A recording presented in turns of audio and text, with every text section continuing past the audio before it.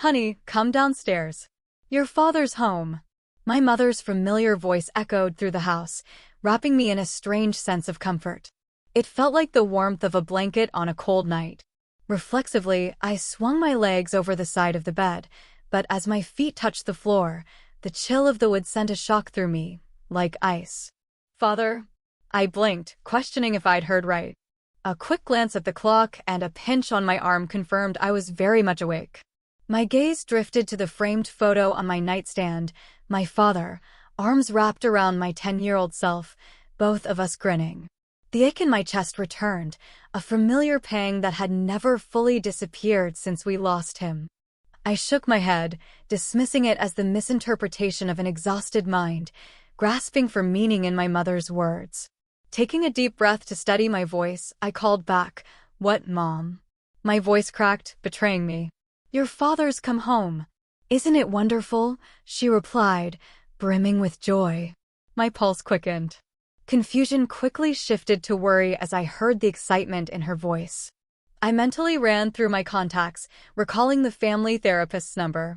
Dr. Finner wasn't my favorite, but she had been a rock for my mother in those dark first years. Memories tugged at me, my mother setting an extra place at the table, making 2 cups of tea each morning, lost in her grief.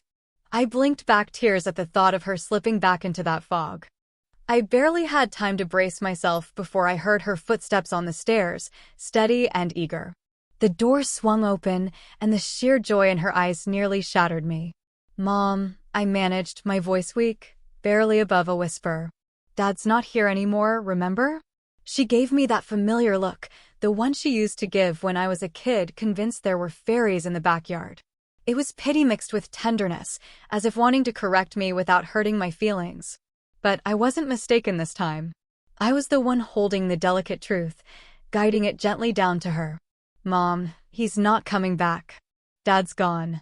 The words were heavy, each one a struggle to get out, but I knew she needed to hear them. "What's that you're talking about, Tiger?" The voice came from behind her, freezing me in place. It was a voice I knew by heart, one I thought I'd never hear again. My pulse thundered as I took in the man standing there. He looked like my father, but something was wrong.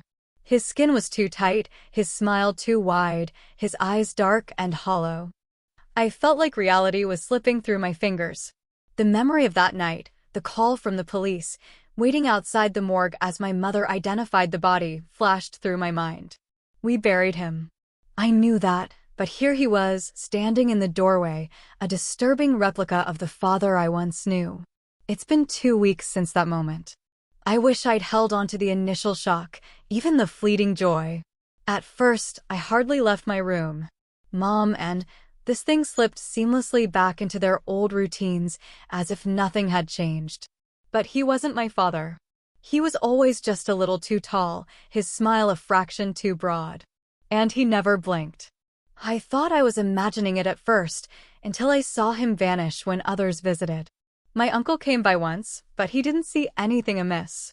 Mom changed the subject quickly whenever I tried to bring it up, and after that, I kept my fears to myself. What could I say that wouldn't make me sound insane? It was a few days ago when I finally tried to leave the house. I was headed to a friend's birthday party when I found him standing at the bottom of the stairs, blocking my path. "You can't go out yet, Tiger," he said, his arms stretching out, too long, to gesture toward the dinner table, where Mom sat with 2 plates waiting. The exhaustion on her face was unmistakable, hollow cheeks, deepening circles under her eyes, as if something were draining her. I choked back my tears, managed a weak excuse about not feeling well, and retreated to my room. He just stood there, staring, that same unnatural smile plastered on his face. Since then, I've barely left my room, venturing out only at night to grab food, hoping he'd be asleep. But he's always there, sitting in the living room with a book in his lap, never seeming to move or even blink. The same book. Every time. The whole time I tried to ignore that he hadn't moved forward, hadn't changed, like he was stuck in place, unbothered by the passing days. I felt utterly lost, like prey, a small, trembling rabbit in an inadequately sheltered burrow with some unnatural predator lurking outside. I barely slept, and when I managed, it was restless, haunted by faces with eyes so venomous they made me feel like I was choking whenever I met their gaze. I drifted like a ghost, trapped in a nightmare with no escape. But yesterday, something shifted. I woke up just after 11 a.m., and immediately, I sensed something was wrong. Everything was too quiet. My stomach churned, cold fear coiling around my throat. My mother, usually an early riser, wasn't up, and the house was silent. I strained my ears, hoping to catch the usual sounds, dishes rattling, the radio playing, anything. But there was nothing, just silence. The moment stretched on forever, the pounding of my heart unreasonably loud in the void. I willed my feet to move, desperate for answers to the question clawing at my mind. I finally managed to stand, each creak and groan of the floorboards feeling like thunder in the oppressive silence. I opened my door cautiously, my breath shaky, and peeked out. The house was dark despite the sunlight streaming through a small gap in my curtains. Every room upstairs was empty, intensifying the sick feeling twisting in my stomach. I turned toward the staircase, each step heavier than the last. I paused at the top, fear holding me back longer than I wanted to admit. But I pushed on, descending slowly, each step sending a fresh chill down my spine.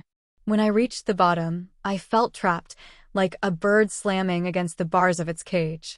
The kitchen door was open, but it was dark inside, the blinds drawn and no lights on. I approached, heart racing, and froze as I saw him sitting there at the table, watching me with that same unsettling smile. He looked unnatural, almost like he had too many teeth. "Morning, Tiger. How did you sleep?" I couldn't respond. Fear held my voice hostage. His mouth barely moved, yet the words hung in the air between us. My eyes darted around, searching for anything that might ease my dread. Where was she? My voice came out in a low, trembling whisper, "Where's Mom?"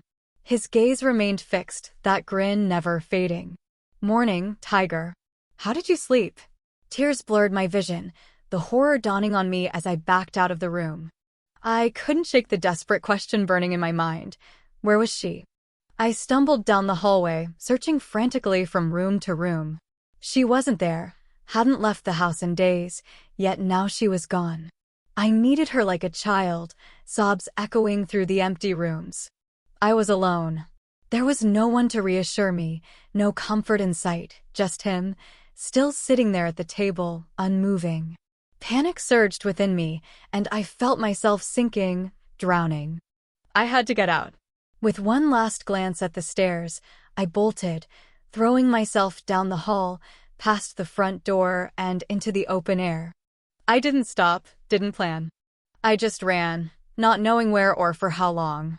I ran until my legs gave out, collapsing by the side of a dirt road 2 towns over, chest heaving as I hid under some bushes, waiting for the world to stop spinning. After a while, I decided to go to my uncle's house on the edge of town. I could barely walk, but I had nowhere else to go, and I didn't want to stay outside as darkness fell. I hoped he'd understand, that he'd help me, but as he opened the door, his expression was more concerned than surprised. He looked at me with a pity that made my heart sink. He stepped toward me, hands raised as if approaching a frightened animal. I noticed the phone in his hand and my heart dropped, realizing he'd been warned about me. "No, please," I started, my voice barely a whisper. He gave me a soft smile. "Hey, love. It's all right. Just come inside for a minute." I stepped back, but he matched my retreat with a cautious advance, like we were in some deadly dance I hadn't agreed to. "Come on now," he said gently. "Your dad called. He's worried about you." In that instant, my heart dropped, then seemed to leap up into my throat, making me feel frozen, almost paralyzed. But instead of collapsing, what came out was a mix of a yell and a sob. "What are you talking about?" "Father's dead. He passed, and you know that. You know what's happening." My voice cracked, swallowed by the sobs building in my throat, and I watched worry deepen across my uncle's face. As he stepped toward me, fear took control of my mind, and I found myself bolting down the driveway before I could fully process his movement. He shouted after me, but I couldn't stop for anything.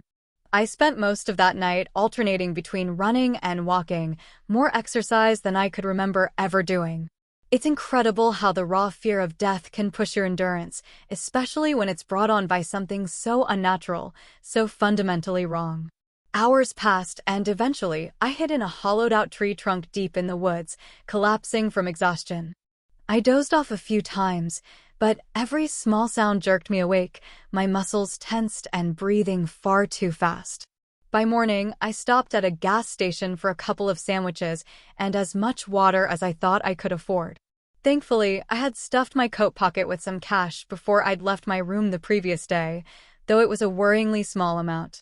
I briefly considered taking a bus or a train somewhere, but I didn't want to spend all my money on a ticket, and the idea of being trapped in one place, unable to escape, sent my heart racing all over again.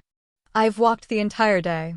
I have no clear destination, but every time I pause, I see it, sitting at my kitchen table, wearing the grin that chills me to the bone. And so I keep moving. All I want is distance between me and it as much as possible. That brings me to here and now. I'm sitting in a small diner attached to another gas station, tucked into the least noticeable table I could find, devouring a simple meal and gulping down more water. When I finish recording this, I'll start running again, as far and as fast as I can. It's all I know to do, though I'm not sure how much longer I can keep this up. As I was practically licking my plate clean, I heard my name.